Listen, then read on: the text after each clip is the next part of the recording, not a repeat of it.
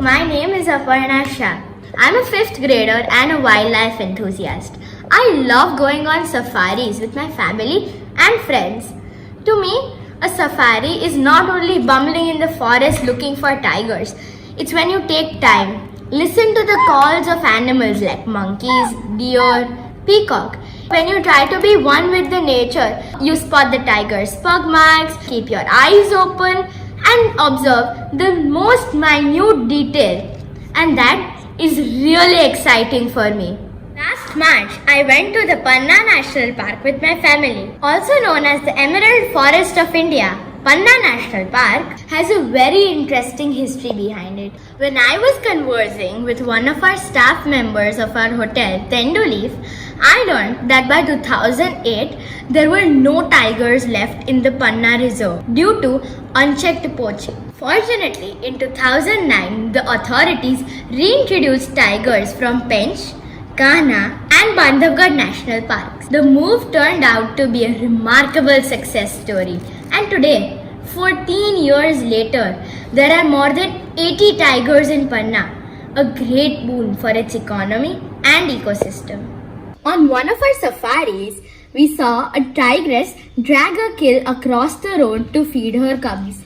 People like me did not like watching that.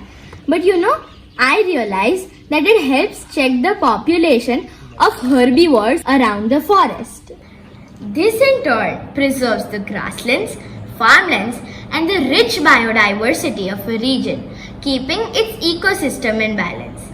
I was just looking at the journal I had made at Panna and I realized it has a variety of flora and fauna, and some of its plants are actually used for medicinal value. Just like the Arjun tree, its powder is used for healing heart issues. Let me ask you a question. Do you feel the difference of air quality while you are in the jungle? I definitely do, compared to the polluted air in my city. Thank again the tigers for the clean air of the jungles. Why?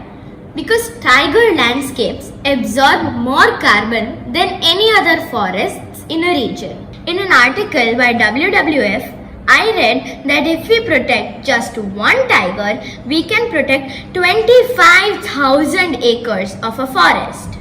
In addition, when I saw the red-headed vultures at the Dhundwa Valley in Panna, I again realized that the leftover kills of tigers were a great boon for these scavengers.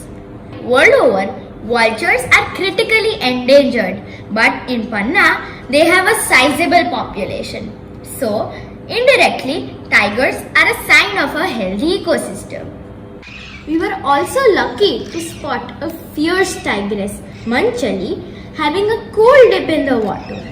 While the others were watching her majestic curves, a thought crossed my mind that 20 other jeeps were also in that zone just to meet Manchali and her cubs. She was one of the key reasons why the economy of the forest thrived. And then there are the resorts, the sports, and everything else around a tiger safari. Amongst the famous tigers of India is Machli, who fought a crocodile bravely and survived.